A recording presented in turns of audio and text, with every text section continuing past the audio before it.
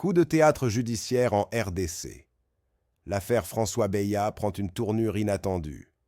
3 ans de suspense, d'accusations explosives, de silence lourd et de rebondissements politiques. Et voilà que le procès de François Beya, l'ex-conseiller spécial du président Félix Tshisekedi en matière de sécurité, touche enfin à sa fin. Son dossier ? Rien de moins qu'un complot contre la vie du président et un outrage au chef de l'État. Des charges graves, dignes d'un thriller politique.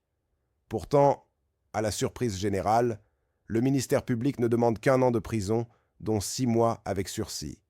Oui, vous avez bien entendu, 1 an de prison pour l'homme qui aurait pu, selon l'accusation, déstabiliser le sommet du pouvoir en RDC. Et ce n'est pas tout. Ces 4 co-accusés, dont 3 hauts gradés de l'armée et un ancien collaborateur, sont eux aussi libres comme l'air aujourd'hui. Alors que s'est-il passé ? Pourquoi ce virage spectaculaire de l'accusation ? Le procureur militaire, jusque-là inflexible, invoque soudain des circonstances atténuantes. L'âge avancé de François Beya, son état de santé fragile, il a d'ailleurs été évacué vers la France en août 2022, et surtout, une volonté d'apaisement judiciaire. Résultat, une peine symbolique qui, pour beaucoup d'observateurs, prépare clairement le terrain à un acquittement. Mais attention, la défense n'avale pas cette version aussi facilement. Les avocats de Beya, emmenés par Mejano Bukoko, rejettent fermement le réquisitoire. Leur argument ? Les circonstances atténuantes n'ont de valeur que s'il y a eu infraction. Or ici, aucune preuve sérieuse n'a été apportée.